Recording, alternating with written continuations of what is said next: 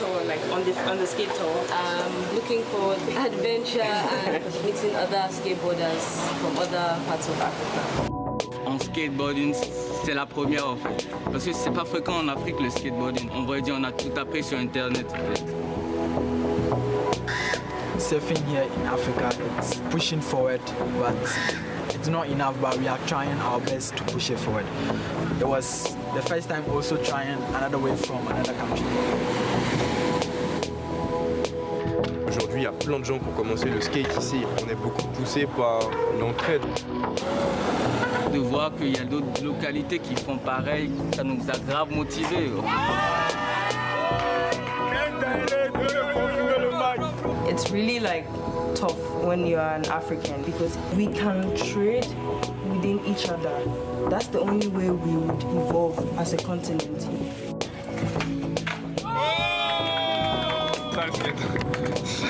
Faut pas abandonner.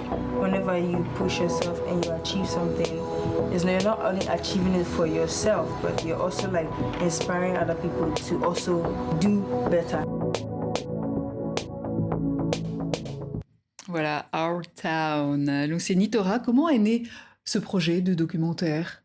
Le projet du film, il est né durant le Skate Tour en 2022. Donc c'est un road trip qui est organisé par le collectif Surf Ghana, qui partait d'Accra et qui finissait à Abidjan, en Côte d'Ivoire.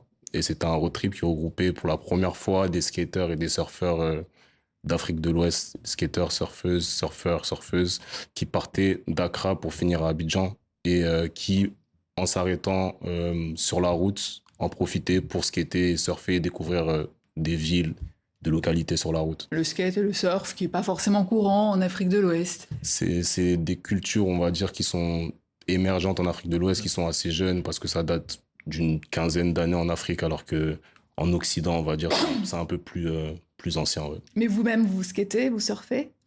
Moi, personnellement, j'ai découvert le skate et le surf durant le tournage du documentaire. Donc, c'est une culture à laquelle je me suis vraiment familiarisé au contact de toutes les personnes qui sont présentes dans le documentaire. Alors, Torasan, pardon, j'ai un chat dans la gorge. Vous avez créé un livre photo. Exactement. Vous avez suivi le skate tour avec votre objectif. Qu'est-ce que vous avez voulu capter dans ce photobook qui accompagne ce film ? Écoutez, moi, c'était très simple. C'était la première fois que je documentais une culture skate et surf. Et de base, j'avais aucun a priori, à part suivre une communauté qui va à la rencontre d'une autre. Et donc, c'est clairement ce que j'ai essayé de mettre en avant, sans avoir de notion de ce qu'il faut ou ne pas faire dans un contexte de photographie de sport, parce que faut pas oublier quand même que ça reste une discipline sportive. Et donc moi, tout naturellement, j'ai juste documenté une expérience humaine. Voilà. Le skate et le surf qui deviennent un véritable langage commun entre les jeunes de plusieurs pays. Mais est-ce qu'on peut dire que Skate Tour a posé les bases d'un vrai réseau interrégional ? Moi, je pense que le Skate Tour et le documentaire, par la même occasion, ont posé les bases d'une ouverture et d'une prise de conscience, en tout cas d'un sentiment de communauté qui était déjà présent, mais qui se renforce par ces événements-là et par ces initiatives-là. Et je pense que c'est un sentiment qui est dans le cœur et dans la tête de beaucoup de jeunes Africains aujourd'hui. Et c'est des choses comme ça qui viennent le renforcer. Mais ce qu'on voit aussi dans le documentaire, c'est que ces jeunes rencontrent des vraies difficultés pour se déplacer, pour voyager en Afrique de l'Ouest. Ouais. Et c'est justement tout le sujet, l'enjeu du documentaire. Et en fait, que ce soit dans le docu que dans le livre, il y a cette notion aussi de montrer que c'est pas tout le temps facile de se déplacer et de poser le sujet sur la table, et Lons peut en parler peut-être mieux. Parce qu'il y a des problèmes de passeport, les billets d'avion sont chers, cette libre circulation qui est censée être facilitée entre les États ne le sont pas aujourd'hui, finalement. Pour moi, un des problèmes majeurs que moi je rencontre en retournant en Afrique assez souvent et en voyageant en Afrique assez souvent, et qu'on a rencontré tout au long de ce trip et tout au long de ce tournage, pour moi, ça me paraît encore fou que quelqu'un veuille aller de Dakar à Conakry ou d'Abidjan à Lomé qui doivent payer 1 000 € alors qu'on peut faire Paris-Bruxelles pour 10 €. En fait, pour moi, c'est une injustice qui mérite qu'on la dénonce, en tout cas. Et puis, Et c'est un film politique, alors? c'est un film totalement politique. Pour moi, le cinéma est politique et les films que je veux faire, je veux qu'ils soient politiques.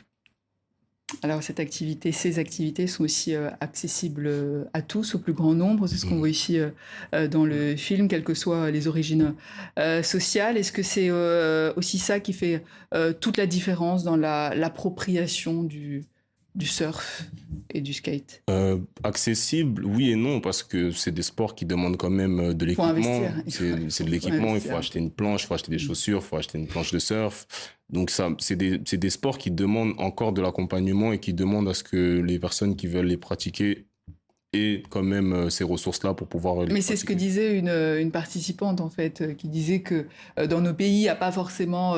les activités, les pratiques sont pas forcément accessibles, il faut toujours payer. Toujours payer. Or là, bon, effectivement, il faut investir dans un skate ou dans une planche. Mais les routes et la mer sont gratuites et appartiennent à tout le monde. C'est aussi ça, le film. Alors, depuis que vous avez commencé la réalisation de ce film, comment a évolué la culture du skate et du surf dans les différents pays?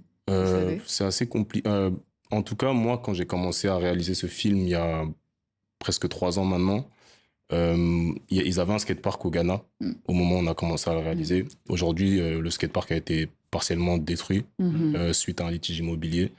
Et en même temps, il y a un autre skatepark qui a ouvert au Togo, alors que quand on a commencé, il n'y en avait pas. Donc c'est un peu aussi ça, l'Afrique tout simplement. C'est un jour ça va, un jour ça va pas, et puis on continue, et puis on continue à faire. Et d'une certaine façon, c'est aussi ça, finalement, vous avez parlé d'appropriation tout à l'heure, c'est aussi ça, comment l'Afrique se l'approprie, c'est des communautés de système D, de trouver des solutions, etc. Et c'est très, finalement, c'est très compatible avec nos cultures et nos esprits africains. Une culture où aujourd'hui, ces skateurs sont quand même considérés comme des rebelles, voire des marginaux. C'est ça aussi que vous soulignez dans le film. Et c'est aussi ce à quoi vise ce film, c'est justement que c'est des sportifs, c'est des jeunes qui cherchent une activité, qui ont besoin de faire une activité et de s'exprimer. Donc, les termes de rebelles et de marginaux, ils viennent trop facilement, en fait. On peut plus qualifier des jeunes de rebelles ou de marginaux juste parce qu'ils veulent faire du sport. En fait. Et qu'en est-il des surfeurs? C'est différent? C'est la même chose. C'est la même chose. Alors, le film sera projeté au Paris Surf and Skate Film Festival en septembre prochain. Qu'est-ce que ça représente pour vous? Moi, déjà, c'est un honneur. Je tiens à remercier toutes les personnes qui ont participé à ce film, à Dola, qui est la société de production, qui nous a accompagnés, qui a cru en ce film au moment où c'était même pas encore un film, où c'était juste moi qui filmais des images d'archives avec mes 2 petites caméras un peu en galère, et puis qui suis allé voir Faisal et Yannick et leur dire voilà, je crois qu'on peut faire un film, et ils ont dit let's go. Et c'est un accomplissement, c'est un travail de 3 ans, et aujourd'hui il est là, les gens le voient, et c'est tout ce qu'on voulait, ça se matérialise, donc je suis très content. Et c'est mon premier film. J'aurais jamais pensé que mon premier film serait un documentaire, mais j'en suis très content.